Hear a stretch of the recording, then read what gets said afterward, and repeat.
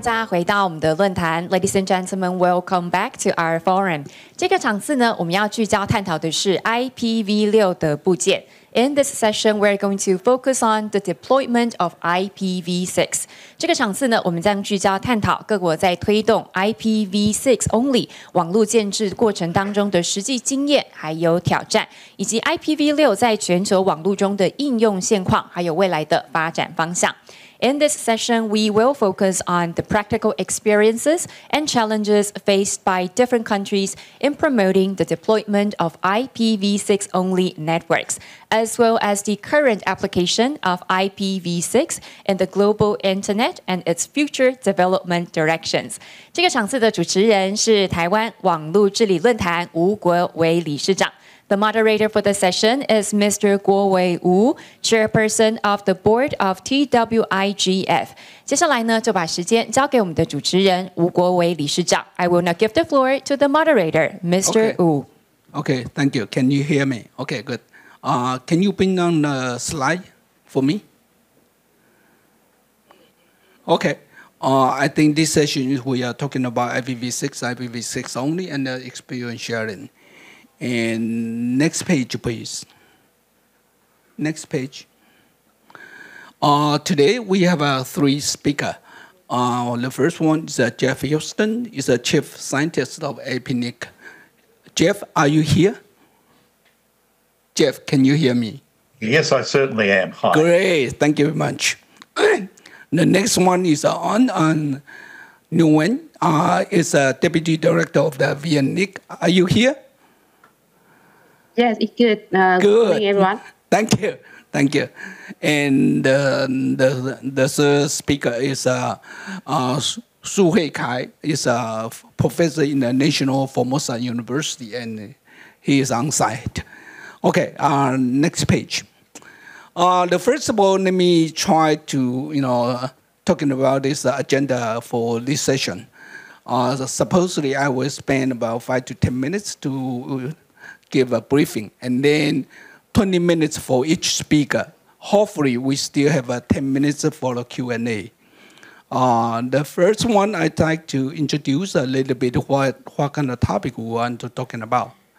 Next page, please. And I think you might be know the IPv6 version 6 is RFC in the 2373, and actually it's coming in 1998. Next page, please. And that is a two important day. Although there's the protocol is certified in 1998, but actually the first we call World IPv6 Day was announced in the January 12th of the 2011.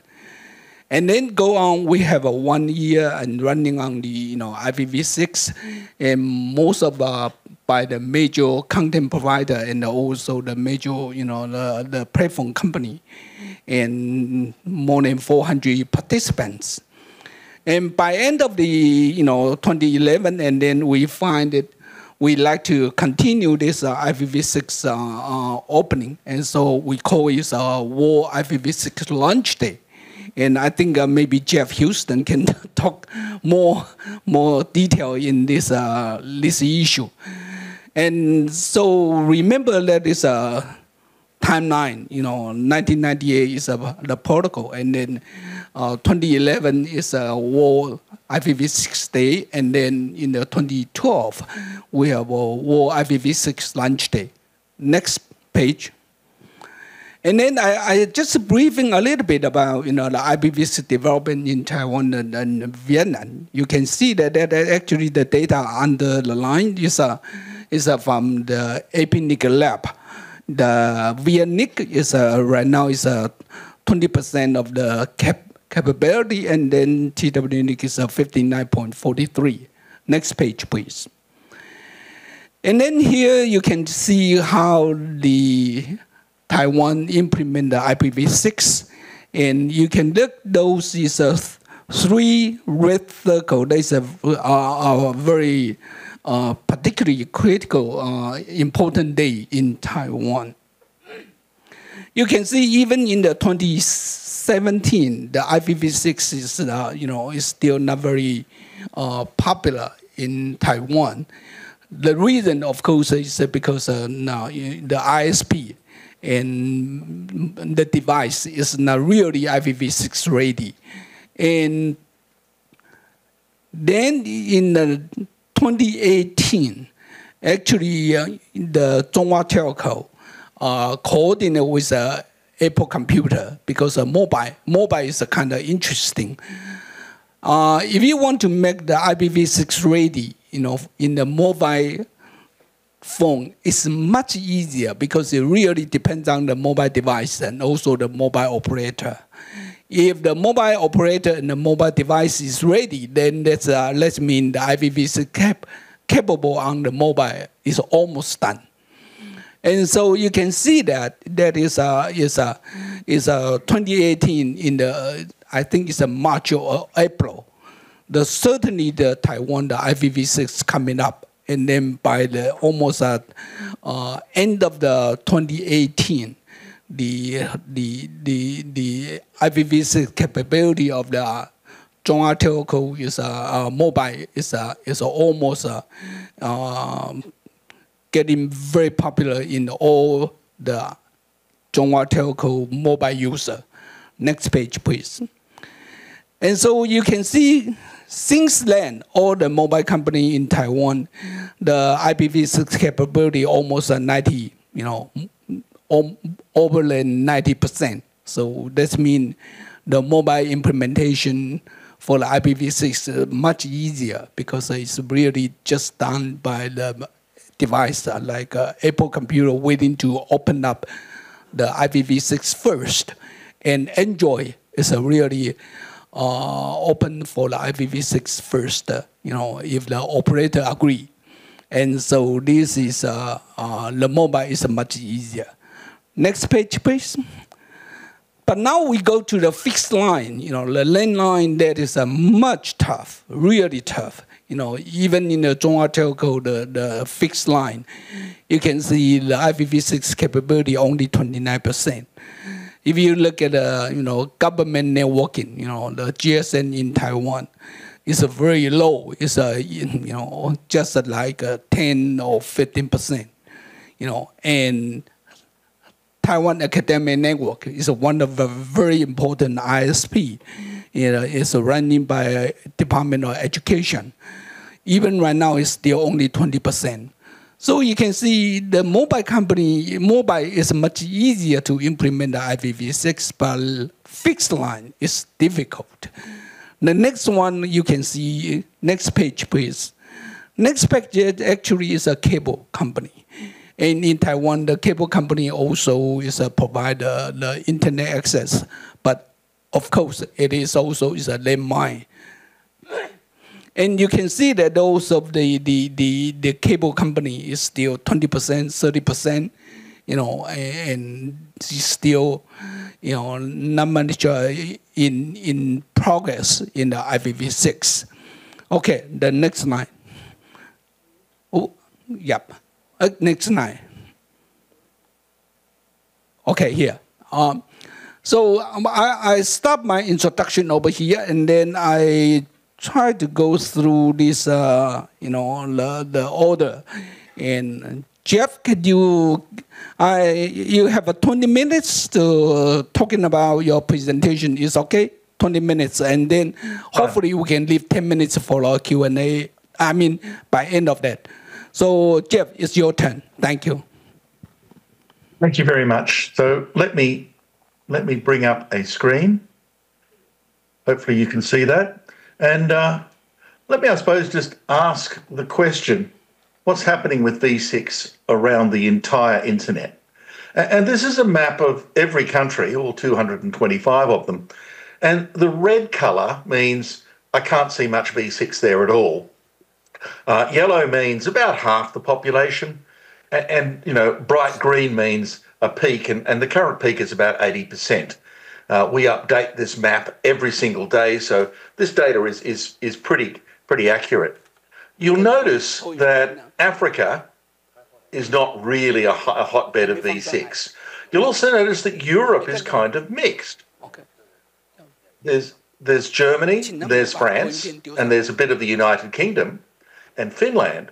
But on the other hand, there is Spain, Italy, even bits of Serbia and Croatia and so on, where there's nothing.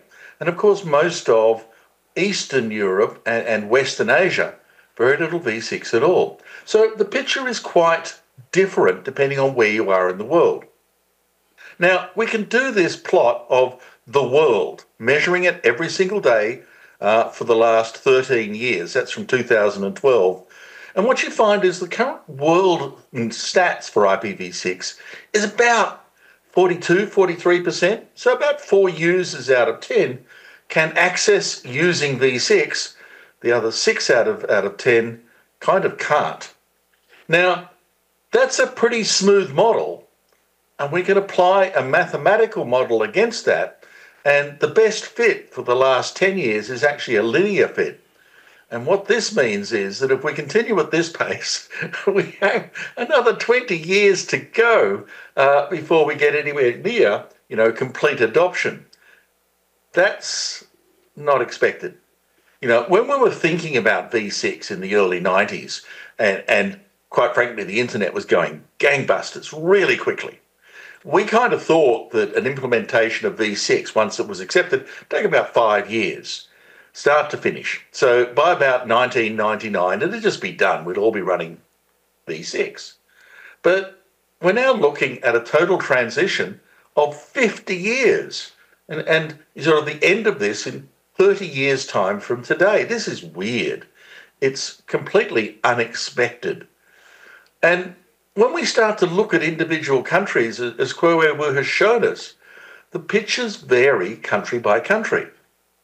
This is the United States and Canada. They did a profoundly, intense effort, particularly with Comcast, the largest retail ISP in America, in the US. And by the time 2020 rolled around half of the users in North America had V6. And that's where it stopped. Across the period of COVID, it actually went down a little bit. And since then, it's recovered somewhat, but it's still stuck at 50%. It's kind of the other ISPs, the other providers in Canada and the US feel under absolutely no pressure to make any change at all. They're doing fine. And the ones that have done V6, that's fine. They're not turning it off, but nothing is happening. Why? Well, the US is certainly an interesting picture because that was an early adopter area. And they certainly had managed to get a large pool of V4 addresses way back, in the 90s and early noughties. And quite frankly, these days, networks have largely saturated. The mobile phone market is not doubling every year. It's back down to population growth. The growth pressures in the internet have largely dissipated. So small to medium networks with growth based on population, very low growth, there's no need to go to V6, they feel. They've got an existing service base, people are paying them money, it's all being done in V4, there's no need to spend any money, there's no need to change anything, so they don't feel the pressure. V6 is just more cost without revenue. So small to medium networks don't feel that. Larger networks with continued growth see this completely different. 我们接下来看一下印度的例子。假如 delay. Well, there's not enough V4 to do this. You can't sort of go back to your extensive pools of V4. There are none. And even dual stack is a real problem. And so what they did in India was actually roll out their entire mobile service environment using a V6-only substrate. The entire network is V6, and V4 is layered on top. And this is, of course, 464XLAP. And they also placed a huge amount of pressure on service providers to adopt V6 in their offering. So, the Amazons, Metas, Googles of this world, the Indians pleaded with them, please give us V6 to help us with this rollout, because otherwise we're stuck with protocol translation and that won't work. Now, you'd think that service providers would have got the message and that service providers would be concentrating on rolling out dual stack. And you'd be largely right. And that's largely the case. But I do point out that sometimes the message isn't happening. And this is a plot of the last 12 months of IPv4 address movements. The red line is the unadvertised pool of v4 addresses.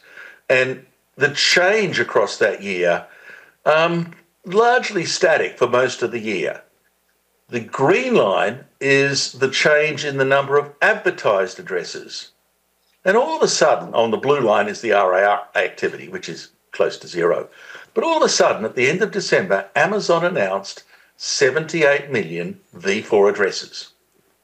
And you kind of go, where does Amazon see the need to advertise such a massive pool of v4 addresses?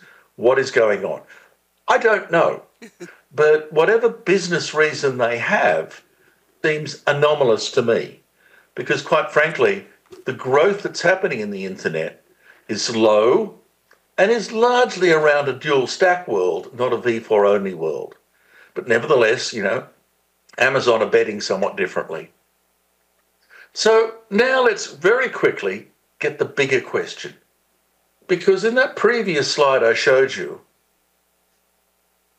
100% was where we were trying to get to. That's the end point, where everything is v6. There is no v4 whatsoever. Wherever we look, it's a v6 world. Is that true? You see, quite frankly, the folk who are on v4 have no scarcity pressure. There's no significant growth.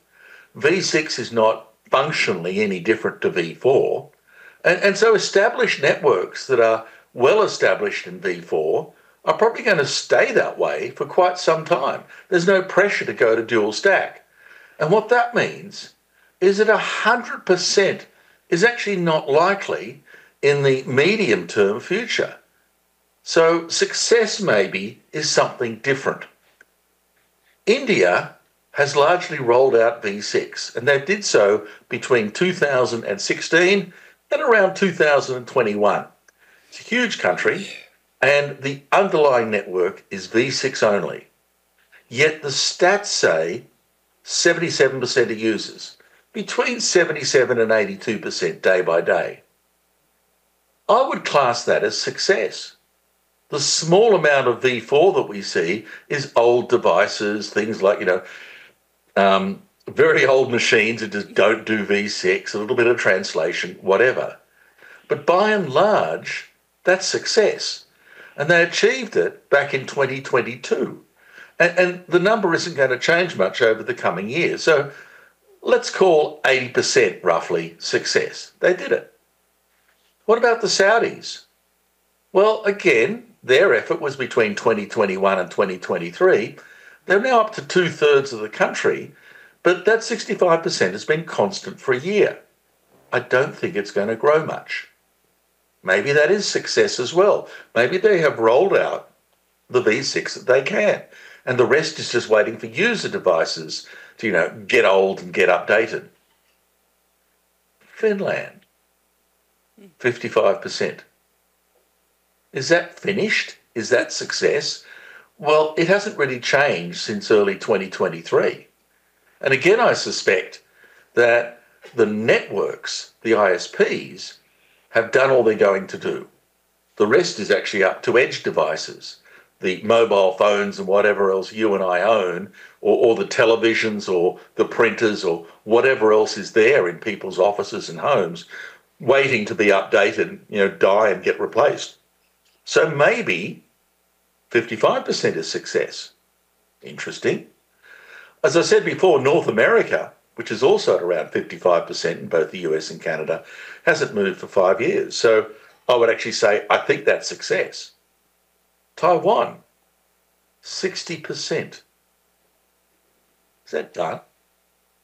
Have you realistically achieved a decent amount of v6, and anything else is actually just pushing against a huge barrier of complacency, reluctance to spend more money, fixed revenue systems?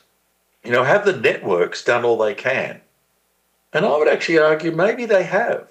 Maybe this is now largely a completed job. The only one that I see strong growth, particularly in our region, where there has been a program since 2019, but unlike India's sudden sneeze, boof, and it was done, China has taken quite some years, 6 to be precise, and the number is slowly rising. They're up at 45%. There's no sign of it slacking off. So I would actually say there's more to come in China. That role isn't finished. Is it going to be 100%? I strongly doubt it. But is it going to get to about 60%? Yeah, maybe 55 to 60%, I think, is where it's going to sit. So the real question that I want to pose today is, when do we declare success and why? And I would actually argue that success has certainly not happened in Africa, not happened in the Middle East, Southern Europe. It's not. The map is still very, very red and there is much to do. But on the other hand, across North America, in Brazil, and parts of Asia, including Taiwan, frankly, I think it's success. Why? Why is it less important now to do V6 than it was years ago? I suspect that the real issue is that networks are no longer the centre of the internet. Applications are. The data centres, the servers, the application space is now everything. Money has moved up in the protocol stack. So when you ask, well, okay, someone's got to spend money to make V6 work. Networks need to spend that money, but users won't pay them anymore. If I'm looking for a new service provider for my home broadband, one's V4 only, the other one's V6, I'm not going to pay a premium for V6. I'm not, oddly enough. And I'm like most other consumers, tell me the bandwidth and I'll pay you the price. I'm after capacity because I don't even notice when I connect to things on V4 or V6. It's not a critical decision for me. And so in the application service world, IP addresses aren't critical. It's just not the currency of networks. So these days, the addressing system is a bit of V4, a bit of V6, a huge amount of network address translation. And clients, my machines at my home, your machines, your mobile, they don't have a unique permanent public IP address anymore. Servers have them, but it's not even an address per service, it's an address per data center, per platform. And the individual services are actually defined inside the DNS itself. And so this whole issue that we faced back in 1989, when it was pointed out, uniquely numbering everything isn't going to work for too long, we took it to heart and we stopped uniquely giving everything a permanent address. Now we run a network which is largely name-based. We don't need public addresses to uniquely number every single host, every single service, every single client. NATs and private address space take the pressure off this. And even in V6, you'll notice that everybody uses privacy-based V6 interface addresses. So even there, you don't have a permanent address. You're constantly shuffling around those low-order 64 bits in order to make sure that external tracking can't perform what they would like to do. You can't see a permanent V6 address for clients, it's only for servers. So today, using content distribution networks, using data centers, using just-in-case delivery, today's public network is very, very different to the one of 30 years ago. These days, the entire fabric of network service is tied to our naming system. Even security with TLS and server selection using the server name indicator is the way we actually define authenticity. So now the DNS is actually the switching function of the network, not BGP, and everything else are basically CDNs attaching to access networks. This is the way we've scaled. It's more than just more addresses. That's what we thought in the 80s. What we've found is making things scale actually means replicating service and using a far richer way of describing those service points, and the domain name system has been the only way of doing it. Today's internet truly is a network of names. And I think that's a new architecture. It's a very different architecture. Single platform servers and a network isn't that. CDNs are different. When we do replicated content, clients aren't identified with a unique IP address. They're not. Clients borrow addresses, perform transactions, and give them back. Individual service transactions are against servers and services identified solely inside the DNS. That's the way we've actually managed to build a network that doesn't just have 1 or 2 billion endpoints, but now has 30 billion and counting. We've moved from address-based networks into name-based networks. And so I would actually argue that this relaxed uptake of V6, this relatively paced rollout, is actually not because we're silly and not because we're short-sighted or not because we're missing the message about V6.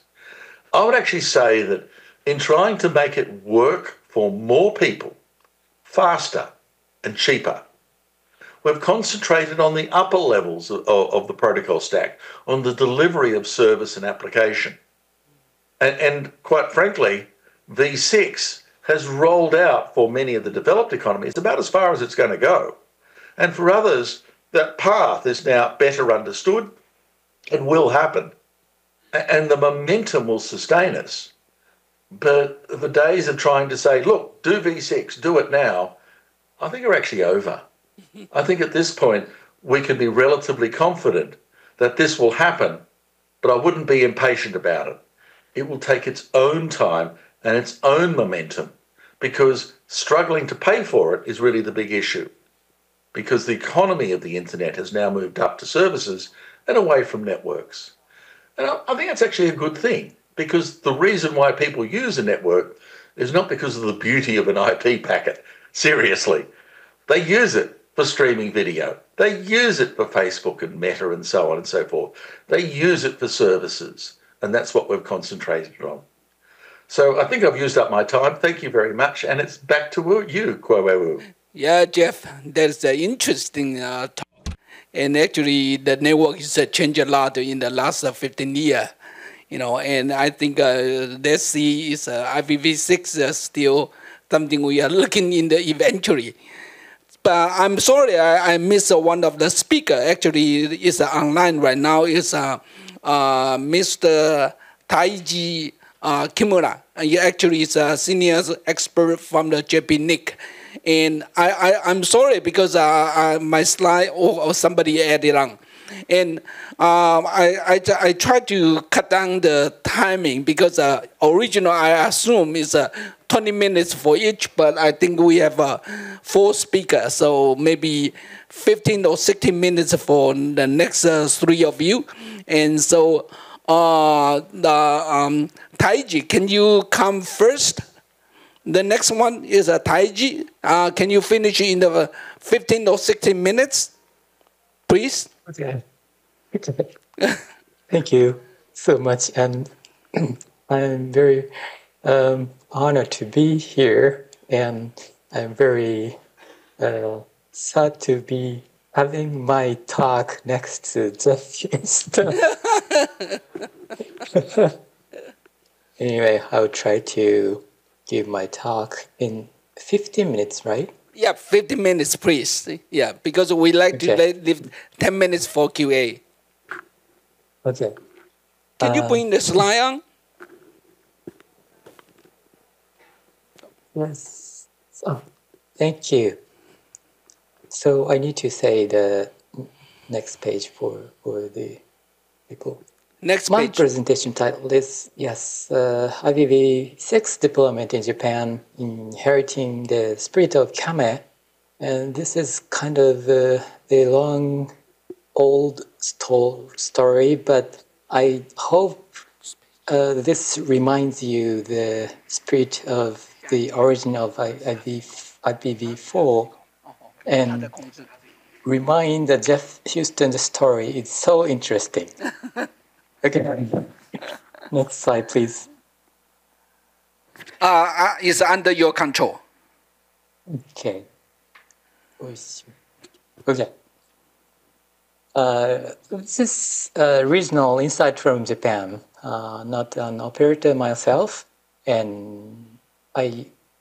I observed the long-term IPv6 movement in Japan. So I'd like to share my observations on IPv6 deployment in Japan. Numbers and graphs. This is the 1-year-old graph, I think, but newer is not created this year. For mobile, 71.7% is covered in Japan, according to the SOME government body. It's governmental body or responsible for communication in Japan. IPv6 allocation status in Japan. Before the IPv6 flag day, we have large amount of allocations in Japan. But after that, it has the 4 years, 5 years, 4 years, increasing slowly. It's very typical Japanese deployment property. And the right-hand graph has the number of business body, number of IPv6 allocated organizations. It's increasing for 5 years, 4 years, 5 years, 4 years, and increasing more slowly, but it shows the increase of IPv6 allocations. In 2014, we have from 10 top country, but the percentage was 5.14. And after 4 years, Taiwan gives us the upper and the very similar coverage. And after 6 years after this, we have very large increase of coverage, but the rank is like this. So Japan should have very early adoption of IPv6, but slowly increase look like this. And Taiwan has dramatically increased of coverage. In Japan, from the APNIC Labs table, we have some very active business body like this, and some of them are not. And I will introduce some activities, typical activities from these high cover rate ISPs. Deployment cases from my observations upon prior request. From Big Globe's activity recently, they have very attractive web contents. I put their links the very last slides, and they try to give the home users to move active move from the users' motivations. From IIJ's activity, they are very early adopter, and they actively technical sharing on their blog. From KDDI, they also have very early adoption, and they own the Big Love after 2017. Entity East and West, they have flats NZN. It could be a very famous network, provided IPv6 by default. But it's for NZN backbone, not to connect to the internet. From SoftBank's activity, they adopted not early, but they have high IPv6 adoption in both mobile and fixed networks. And they have announced, but not very known for a high coverage for end users. Key takeaways. Common approaches include native IPv6 via IPOE and transition methods. Emphasis on user transparency and support. It could given from the very original aspect of Kame project I will show in the later. Various focuses among operators: usability, support, community knowledge sharing, and operational maturity. So Japan's approach reflects gradual progress rather than rapid shift like Taiwan. Revisiting the origin Kame project, it could be a very old story, but maybe help remind us why the current state is happening and what could we think of the future of the adoption. The Kame project began 1998 and finished 2006. Provided unified IPv6 stack for BSD system, embodied the spirit of open, not just the code, open, forward-looking protocol development. In quote of the project, we code for freedom, stability, and the future of the internet. So they think about the future at that time, not just the deployment at that time. The legend of Kame shapes the way we think about deployment today. The original concept was the seamlessness in the stack. So the design goal was to remain seamlessness at the API level. Most applications can run over IPv4 and IPv6 without modification by design. But it's not all things about the DNS or other things, but they try to build the model, and it could be the very core aspect of the deployment. But this very incompatibility may reduce deployment urgency, so it should create the current status of the deployment. So IPv6 only matters make us remind. So before still works, and networks built today can avoid V6, but mostly with workarounds. As we know, it leads complexity on operators, as Jeff mentioned, and reduce end-to-end transparency, various innovation. So sustaining innovation and operational clarity is a core value. So value is one keyword, a very deep keyword, I think. What is the value? And it connects to the Jeff's story success.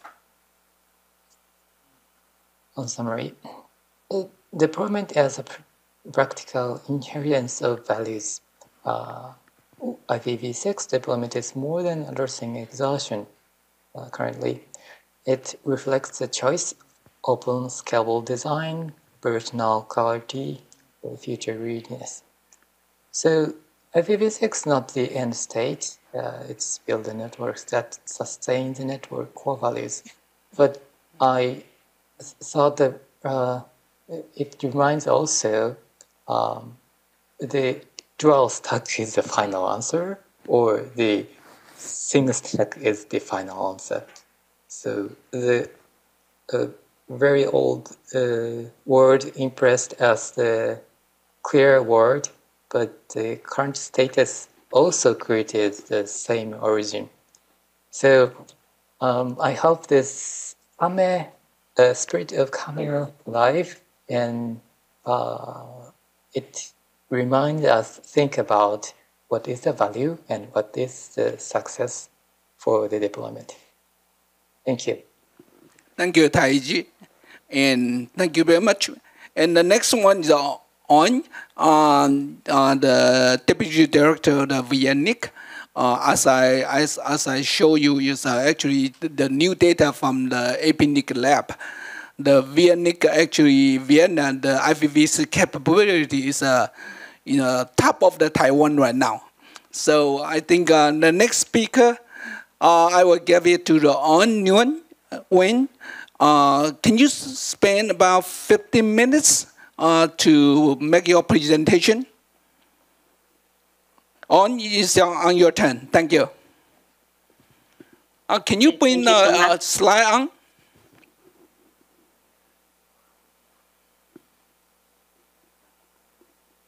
Okay, go ahead.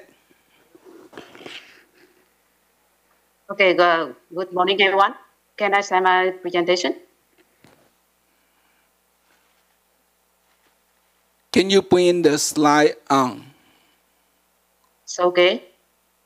Not yet. Yeah. Can you see? Yeah, yep, come in. Go ahead, your son. Okay, thank you so much. Yes, good morning again, everyone. I'm from VNIC, Viet Nam Internet Network Information Center. I'm very happy to, and thanks so much for TWIGF to give me the chance to get the starting from Vietnam, the case study regarding to IPv6. In my presentation, I would look, very interesting that Vietnam and Taiwan, when we go together to deploy IPv6, and I saw that in last 10 years, so the use of IPv6 in Vietnam and in Taiwan is nearly, increase together. Hopefully, we on the top 10 economy in the world to deploy IPv6. The detail in Vietnam, as you know, we reach 60% IPv6, and sometimes we reach 65%. And all from the fixed and mobile network, our ISP deploy IPv6 they keep deploying IPv6, and up to now they reach more than 80% IPv6 enabled for the subscribers. And from the VNA, Vietnam Internet Exchange, and through DNS, we already enabled IPv6 maybe for a long time ago. From government, we have a program for government, and up to now, almost the website of the ministries, provinces, and city enable IPv6. From Vietnam, we have announced the law for IPv6. We built with the internet speed application. Yeah, you can see the detail of database. We can collect the detail of IPv6 for the user in Vietnam, for mobile network and fixed network as well, for each the ISP and mobile operator. And we compare to some resources from APNIC Lab and VNIC Lab as well. And we hopefully that the tools, the labs can help us to promote IPv6 in Vietnam. How are the activities? As you know, we think that IPv6, we deploy IPv6 for a long time ago. Vietnam is one of the country economy to promote IPv6 for a long time. From 2028, we got the directive from the ministry to promote IPv6 in Vietnam. For a long time ago, every year, we got some of the policy from the government. As you know, you can saw that in the decision of the Prime Minister of the government, we about the program for national digital transformation. We also have some the task for IPv6 to look forward to transition from IPv4 to IPv6 by this year, and also to look forward to next 5 years as well. And for the government, we have the special program for government. We look forward to promote all of the government to deploy IPv6. Another policy you can saw that from the in this year we had the resolution number 57 of the Politburo on focus on the science, technology, innovation in Vietnam, and IPv6 deployment is one of the missions following up the resolution. And as you know, IPv6 is an important role, but also we promote to our community from the policy, from government, yeah.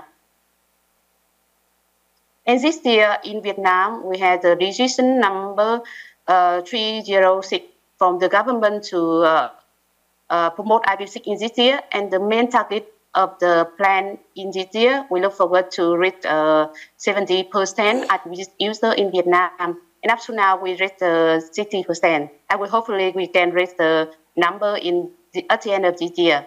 And also we start to deploy IPv6 only, we look forward that some of the organizations like VNIC and also the big ISP will prepare for the IPv6 only deployment pilot in this year. And as you know, in VNIC, we officially to deploy IPv6 only in our network. Yeah.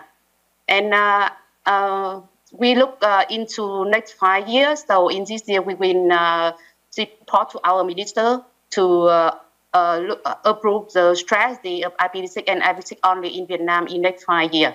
The detail of how to do in next 5 years will be finalized in this year. And look back to what happened in Vietnam. As you know, the policy is important. We need to have a plan for years to promote activity, to support our government agency and ISP as well to deploy IPv6. And we got some the activity like the consultant meetings, training course, and this year we will focus on the IPv6 only. And also we had another forum like this forum in Taiwan, and to promote every sector to deploy IPv6. Yeah. How about strategy? Yes, I think it's the important role to deploy IPv6 in Vietnam, and also to promote develop internet in Vietnam as well. Before we have the strategy, we look forward to another war, and we think about what happened in the internet. I saw that, and I believe that you know that internet is very different than last 20 years, 30 years ago. And internet moved to the industrial internet, IoT, with the better internet, better high speed, low latency, and security innovation as well. Why IPv6? Yet I saw that the question we raised it for a long time ago, why we promote IPv6. And I believe that from the resource from the global IPv6 report to mention that IPv6 deployment is an important role for future digital infrastructure. Because IPv6 bigger with the use of IPv6 address. Further, as you know, IPv4 we look deploy because IPv4 is hosted, so many ISP mobile operator use the IPv4 NAT. And also I saw that from the Facebook and Apple to mention about the IPv6 is faster than IPv4. And safer, I believe that IPv6 with IPv6 will support the internet safer, more security, and more. Of course, IPv6 will support the. As you know, when we maintain the two networks, that IPv4 and IPv6 new site, so it makes us more free. However, we can move from IPv6 only. I believe that it fees the lower. And also, I saw that some organizations, some companies to need more IPv4, like Akamai have announced a number of IPv4 last year. And I believe that some ISP need IPv4 because sometimes they want to support their customer like cloud service and IDC service as well. And the transfer fee is very huge for some small ISP. So I believe that when we move to IPv6 only, it helps us to save money. And also, IPv6 is a save energy as well.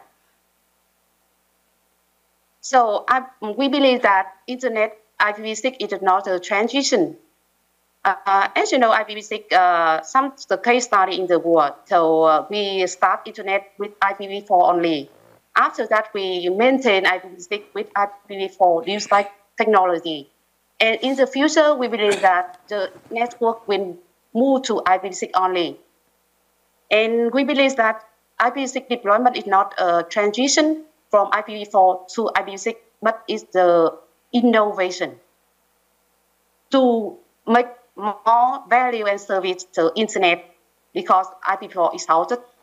So we cannot to build a new service, new city with IPv4.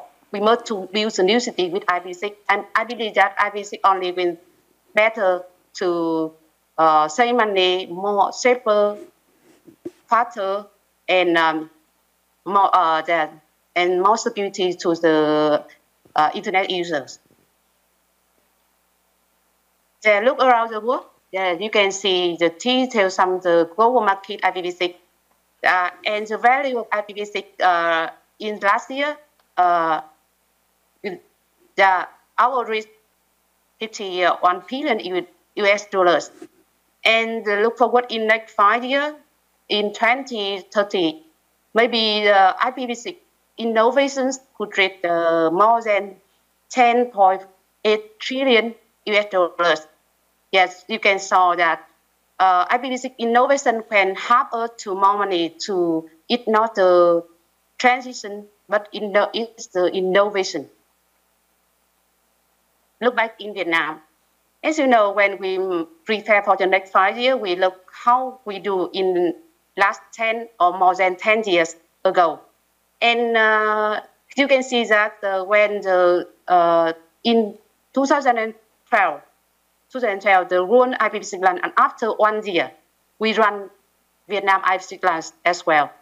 And we also work close together with our organization, our ISP. We train and cost a lot to our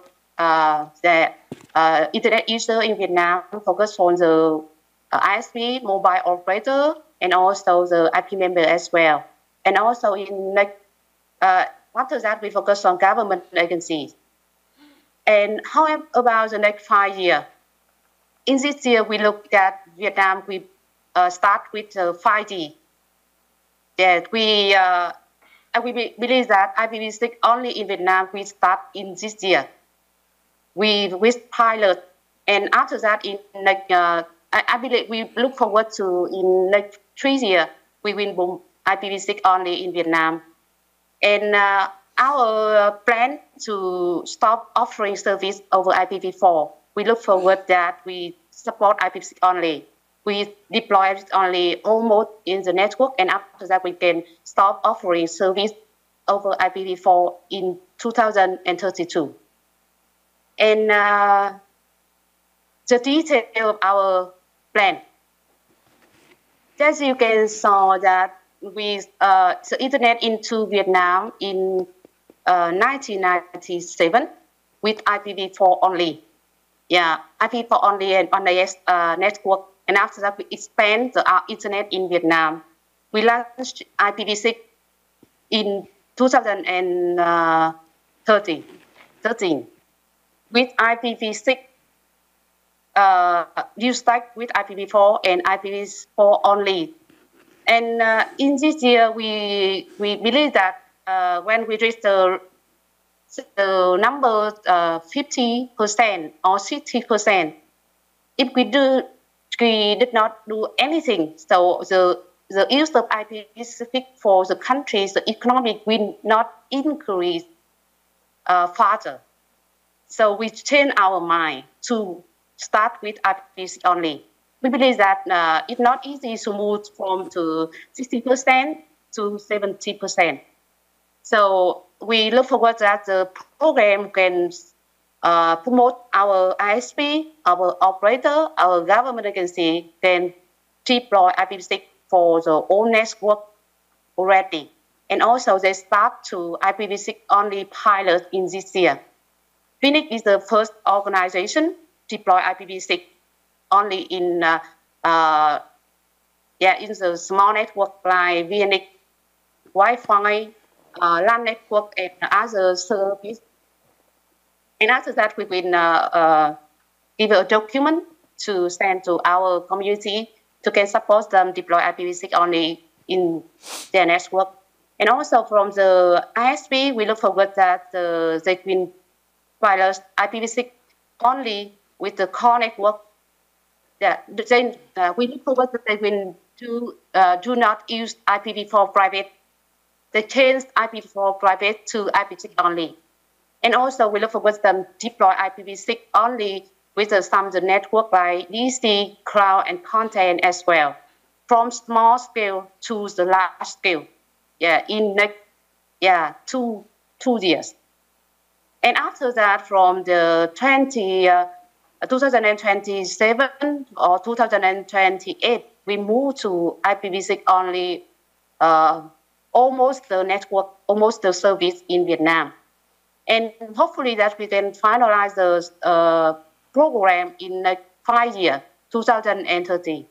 And to start to remove IPv4 in some special service, stop using IPv4. And we hopefully that in 2032, we officially completely stop using IPv6 in Vietnam. I think it's not easy to stop IPv4, but hopefully that we can promote our community, our internet in Vietnam to move from IPv4 to IPv6 only in like 7 years. And hopefully that is our case study in Vietnam. And thank you so much for your attention. And thank you, TWNIC, for giving us a chance to give our case study in Vietnam. Thank you, An. That's the... Yeah, thank you. The next speaker is Professor Su, and he's from National Formosa University. Can you bring the slide on, please? Can you put the slide on? About 15 to 16 minutes, okay? Okay, go ahead. Okay, I stand up and maybe talk more comfortable. Okay, I'm talking about the deploying IPv6, mostly access networks. Okay, I'm from National Formosa University. Sorry. Okay, yeah, this slide shows the IPv4 allocation to different countries. Okay, and we can see that the second column is the allocated IP address, and 1, 2, 3, 4. Fourth column is the population of the countries. The last column will show how many people can receive how many IP address. Okay, so we can see that American people, one people can obtain 4.6 IP address, and in Taiwan, one people may be receive 1.5 IP addresses. Okay, but some countries, one people may be receive less than 1 IP address. Okay, just like China, India, Spain. Okay, so I think if you live in every day, maybe your mobile phone, your watch, smartwatch, your laptop, many devices require to access the internet, and one people may be require more than 1 IP address. Okay, so we can see that the IPv4 is shortage. Okay, so this slide we can see that the statistic is from the Google website essays. Okay, so nowadays more than 40% traffic use IPv6. Okay, and the demand of a large number of 5G, IoT, and machine-to-machine communication will accelerate the growth of the IPv6. Okay, so I think the growth will be soon, rapidly. Okay, why we talking about IPv6 mostly? Okay, IPv4 address are running out. IPv6 solves the address shortage, but many applications still need IPv4. Okay, so IPv6 mostly prefers IPv6, and that you can keep the IPv4 for backup. Okay, so it means you will use the IPv4 first, and then if you cannot use the IPv4, and then you will fall back use the IPv4 protocol. Okay, so IPv6 mostly can help move to full IPv6 safely and gradually. What is an IPv6 mostly network? Okay, and the IPv6 mostly network can support IPv6 only, dual stack, and IPv4 only devices. The devices try to use IPv6 first, but offer IPv4 if the device needed. Okay, so the solution avoids multi-network setup. Okay, the dual stack, you have to set up two protocol stack simultaneously. But in IPv4 mostly network, you just only deploy one IPv6 protocol if you just only access the IPv6 networks. Okay, so the solution makes the network management easy and future-proof. The key technology includes NAT64, DNS64, and DHCP option 108. Finally is the preferred 64.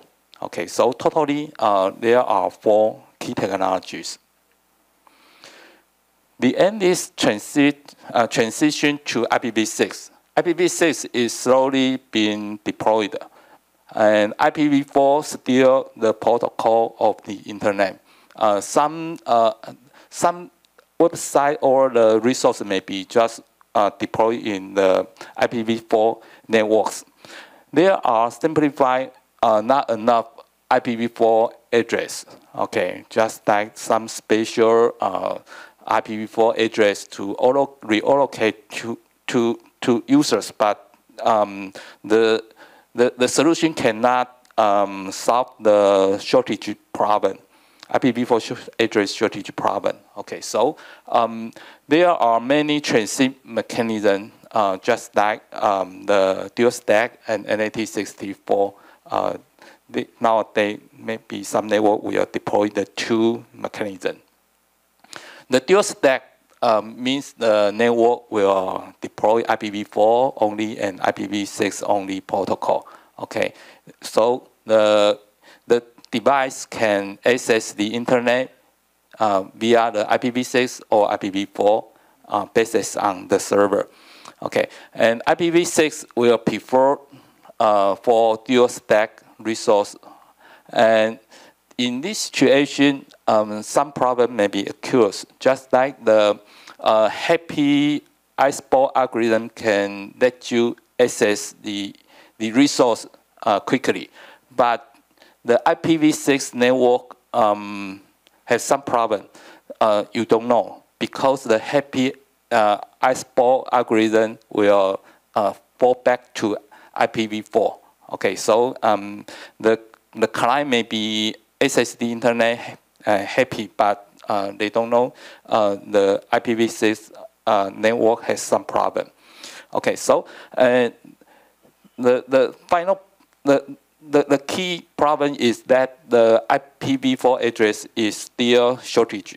Okay, so this is the problem in dual stack. IPv6 mostly vs dual stack.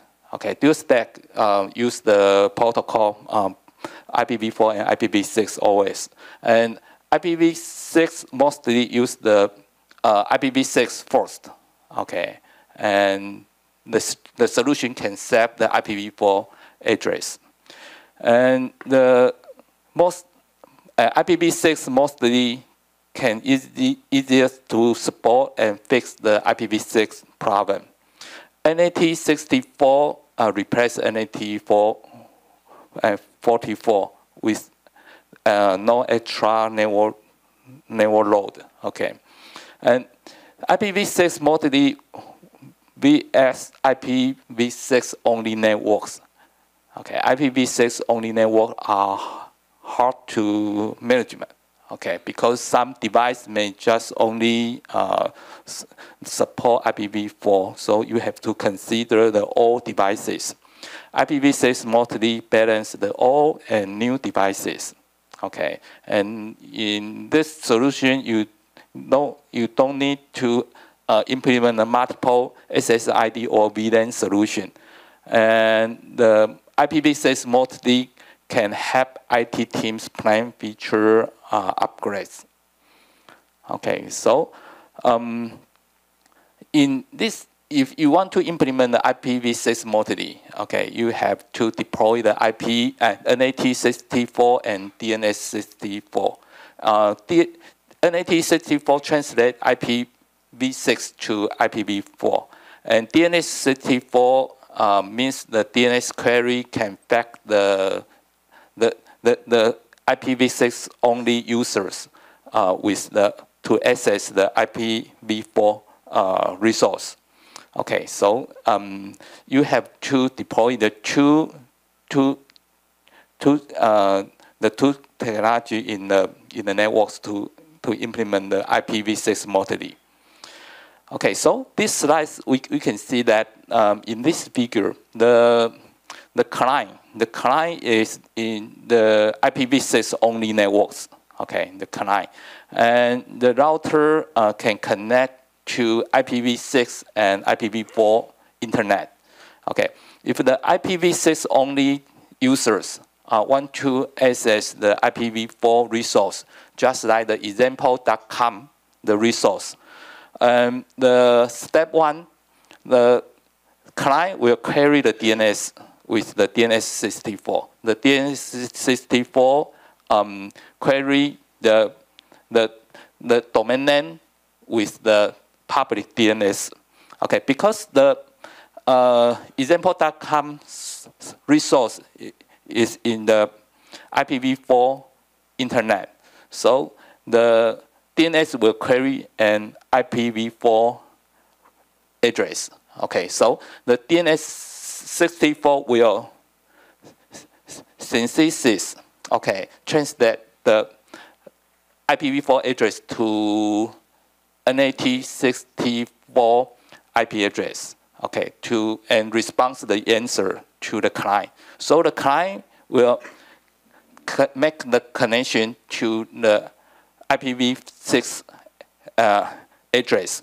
The IPv6 address is the NAT64, and the NAT64 gateway will translate the packet to IPv4 internet. So the client is in the IPv6 only networks, but in this situation, with the NAT64 and DNS64, the IPv6 only client can access the IPv4 resource. Okay, so this is that the client can access the IPv4 resource. Okay, but in this situation has some little bit problem, just like IPv4 literal. This means some application may be write the the IPv4 address in the program. So some application maybe cannot access the IPv4 workable and in this situation.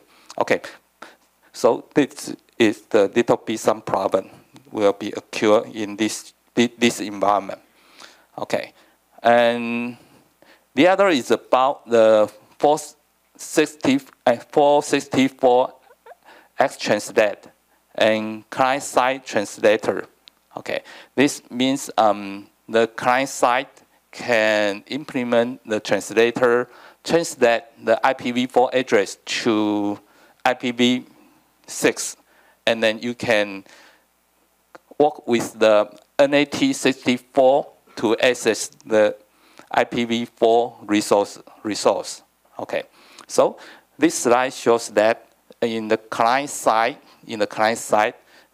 can implement the client-side translator.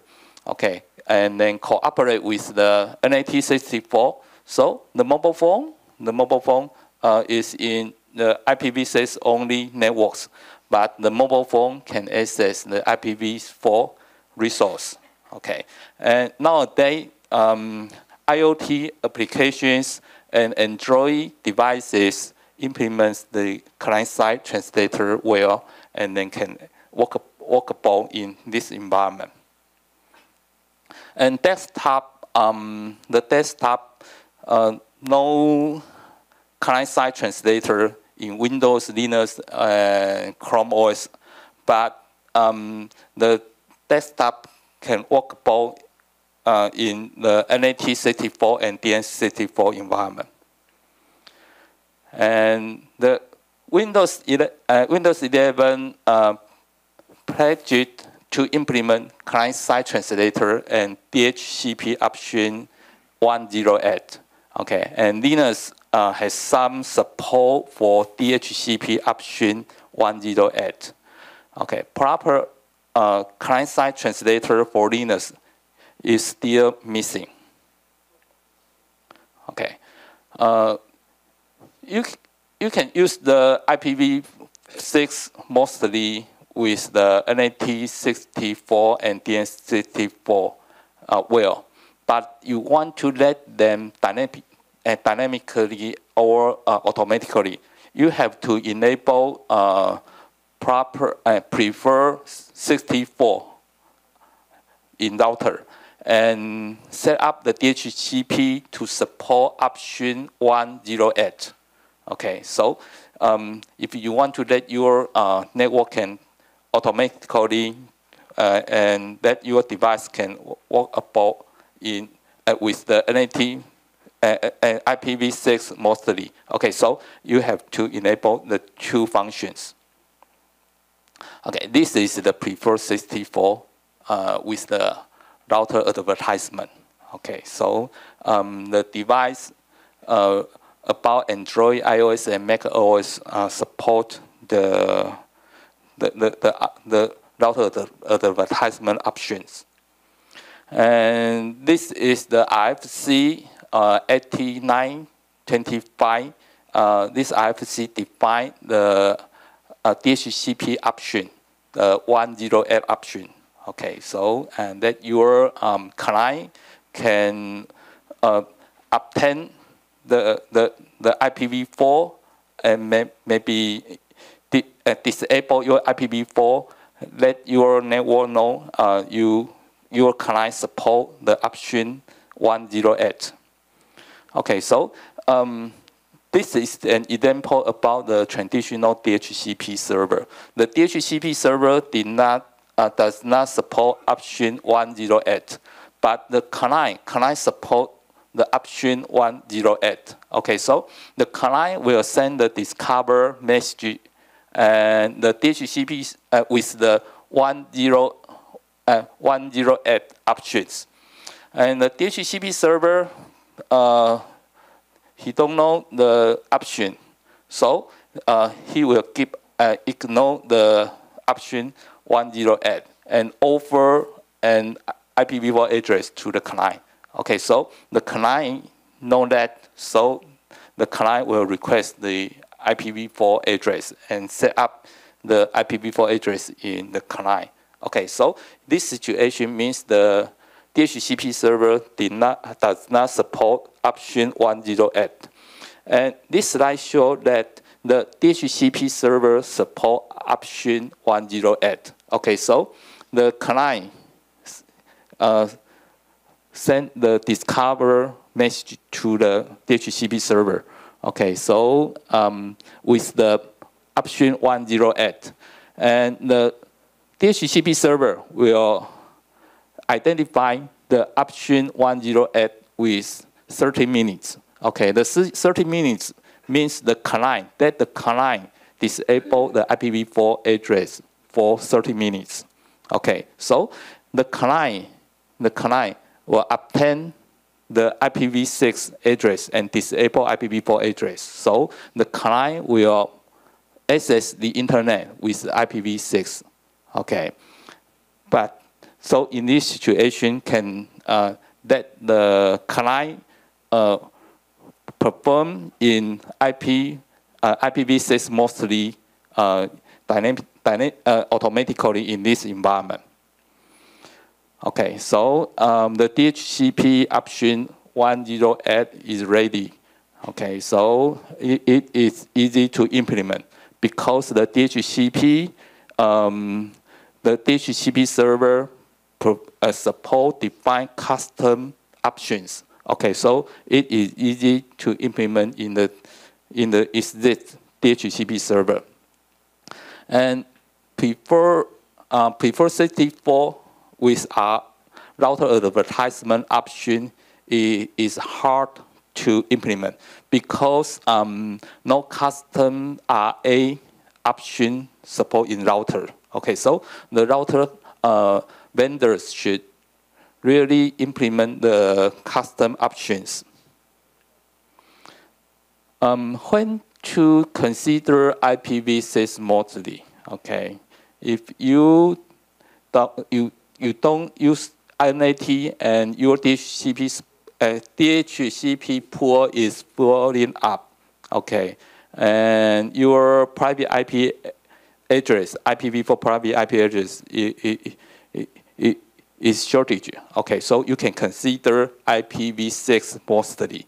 Okay, so if you want to support many mobile devices or IoT devices, okay, you can consider IPv6 mostly solution. Okay, you already have NAT64 in place, and then you want to upgradually deploy IPv4. Okay, you can consider IPv6 mostly solution. Okay, and this is the basic IPv6 transition. Okay, the left side, we can see that this is the IPv4 only networks. Okay, and the second one is the dual stack environment. The dual stack environment. And third one, the IPv4 you will deploy, and the IPv6 will work with the NAT64 gateway and DNS64. So in the third one situation, the client can access the IPv4 only networks with NAT64 over the IPv4. Okay, so the first one, you can disable the IPv4. Just only use the IPv6 in the client, in the local area networks. If you want to access the IPv4 resource, you can access via the NAT64. Okay, finally, if the IPv4 resource is disabled, okay, so the client can just only use the IPv6, the environment. Okay, so this is the IPv6 transit, okay, from the IPv4 dual stack to all IPv6. Okay, so I give some summarize Okay, so IPv6 mostly is a smart step toward for IPv6. Okay, then the solution can work with new and old devices. Okay, and this solution is easy to manage and upgrade. Okay, so the solution, because you have to deploy the NAT64 and DNS64. Okay, so the solution is suitable for school, company, or public Wi-Fi environments. Okay, that's all is my speak. And if you are interested in these topics, the IETF draft about the IP6 mostly, okay, you can refer to the document. Okay, that's all. Thank you. Thank you. Very good.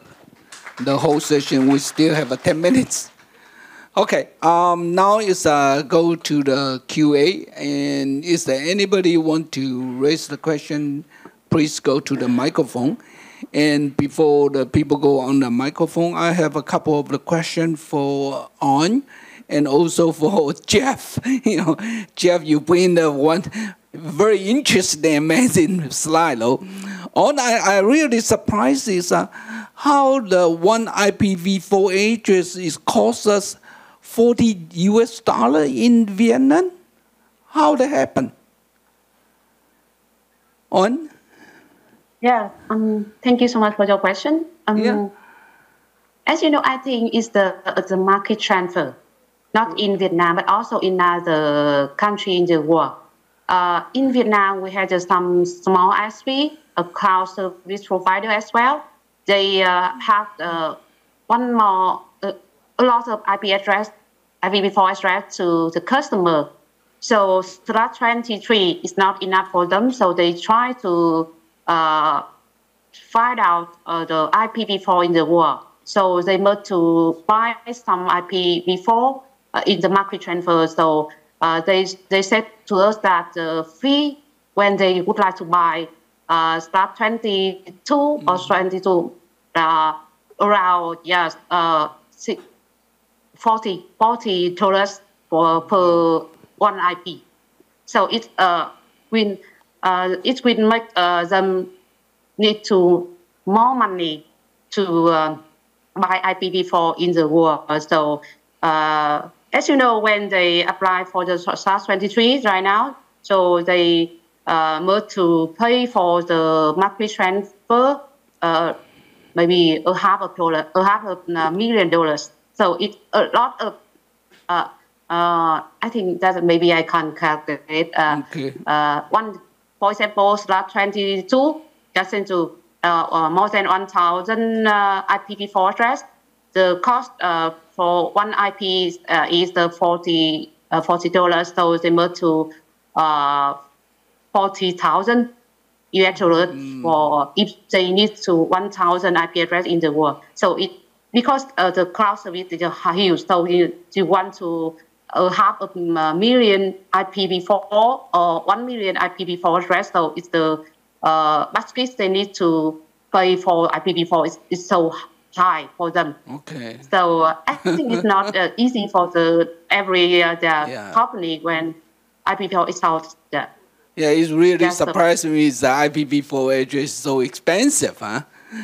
Okay, the next question I really, Jeff, you bring me a lot of questions I'd like to ask you.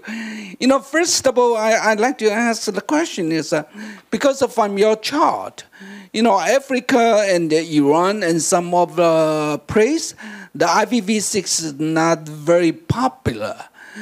Does that mean the IPv6 only is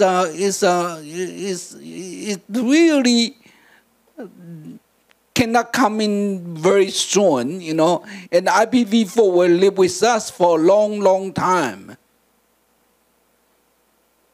Well, the way the numbers work is that, this is going to take at least another 25 years, but I don't think that really counts into the fact that the internet is organized as a collection of markets. It's not under anyone's control. So what's going on, of course, is that each service provider, each vendor of equipment, each software provider like Apple and so on, try to create products that are going to sell. They're not particularly engineered for an outcome. They're engineered to be usable and that people will pay money for. Now, there is still a market for services over V4. And as long as that stays, and as long as there are services that are only accessible over V4, V4 will persist out there because, it's no great problem, particularly with carrier-grade NATs, to actually run V4 and V6 in many of these networks. The price of V4 addresses at $40 is actually astonishingly cheap. Yeah. Price is always a reflection of supply and demand. If there is less supply and more demand, the price goes up. If there is more supply and less demand, the price goes down. It's actually come down over the last 2 years from $60 to $40, and it's still hovering around $35 to $40 an address. That's not an expensive price. Yeah. It's actually dirt cheap. And what that really says is the industry is not panicking. The industry is just fine where it is, and they don't feel under any particular pressure to change their behaviour. Now, I think the underlying issue is that this is a saturated internet. How many pieces more of silicon can you put in your house, put in your pockets, put in your car? In some ways, we've put a phone in every pocket. We've put a SIM card wherever we can possibly put them. And the growth in these markets have largely tailed off. It's saturated. And what that means is that the demand rates have gone way, way down, and there is no great pressure for change, which is reflected in the price. And you also bring a very interesting question to me, is you're talking about how important of the app and the platform play in this network space. And it seems like, even the app of the platform company, maybe when the IPv6 user are going to keep growing, sometimes they will turn down the IPv4, right? Or maybe not, because they still have the money they can come in. My point is that the most valuable companies in the world today are not AT&T. They're not Deutsche Telekom. Yep, sure. They're not the old telephone companies. All the money has left networking. The most valuable companies in the world today actually make digital services, whether it's Apple, Alphabet, Amazon, etc. So the money is up in the service level, not in the network level. The network level is now relatively rough business. It's not rich. It doesn't make a huge amount of profit. Everyone is trying to do gigabit services to homes and offices and do it for, somewhere around $50 a month US or equivalent. That's hard. You haven't got a lot of money to play with when you do that. And you certainly have not got money to go into experimenting with V6. You can't afford it. So what you're trying to do is keep your customers happy, up the bandwidth, up the capacity, and let them watch more Netflix. That's your job. Okay. And whether it's V4 or V6, no one cares. Okay. Anybody want to raise the question? Or our panelists that you want to raise the question, to any one of them?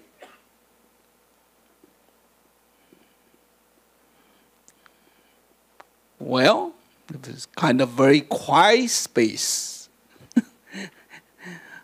I was actually heartened to see a lot of uses being made of the measurements we do in APNIC labs. And quite frankly, I think that is a big part of this story. These days, it's very hard to find out what's going on in networks. Every company treats their data as private and confidential.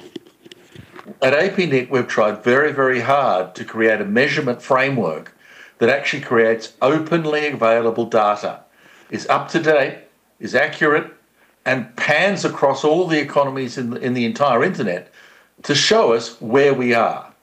And whether you like the answer or not, depending on your views on V6, the issue is the data is there. We have a clear understanding of what's going on in the network as a result of that. And frankly, I think that's a really good outcome. So, I'm pleased to see that. Yeah. For example, I really, have a question about, how accuracy of the data, the APNIC lab is, from China, because some of the data is not really open. And how accuracy you expect from China in your APNIC lab you can collect? Everybody gets ads all over the planet. Everybody gets, online ads, including China. We deliver about 250,000 ads a day into China, which is a lot, a huge amount.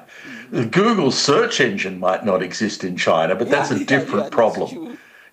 Everyone plays games on their mobile. Every mobile makes money from ads. Ads are literally all over the planet. It's really hard to stop them, to tell you the truth. So yes, we get very good insights into most economies. About the only place where the vision has been occluded lately has actually been in Russia, where the ongoing trade problems have actually occluded the amount of ads that Google are able to present in Russia. So, the data for Russia is a little bit wonky as a result. But China, no, we get a clear view of China. Okay, I think our time is almost up. And I think let's thank our panelists, Jeff Houston and Taiji, and also Owen, and also Dr. Su. Thank you very much. Give them the applause. Thank you very much, Mr. Wu, for sharing the session for us. And last but not least, thank you all on the online and to come with us for this 90 minutes. Thank you. Thank you very much. Now we want to invite, please remain online for a little bit while. We want to have a hybrid group photo with other panelists. 3 of you need to online because we want to take a picture with you, on site and also online. Okay, and for the first one, our on-site speakers, you can remain seated. We are going to feature, just remain seated on your sofa, and we will feature everyone on the screen. 我们请工作人员协助把我们所有的讲者的画面，就是刚才的那个画面就可以了。我们先拍2张，第一张会是所有人的这个合照的照片，那第2张我们再拍一下现场的画面。All right, and on my count, just smile and look into your camera. 那我们现场会请工作人员帮我们荧幕截图一下。那我们摄影师麻烦请稍等哦，摄影师，因为我们这边会先荧幕截图。All right, so on my count 3, please just second. 我们请中间的来宾呢，请先稍微就坐一下哦。Online, be smile. 好，那我们请工作人员帮我们切刚才那个画面，可以吗 ？All right. All right. Please just give us one more second. All right, so 3, 2, 1. Please look into camera with a big smile, and we will have the screenshot for everyone. 我们这边会請工作人員幫忙截圖。All right. Okay. All right. Thank you very much. And for the second one, I would like to invite our on-site speaker. Please look at our photographers. Okay. Thank you, 3 of you. Stand up for the photo. Thank you very much. Yeah. Bye-bye.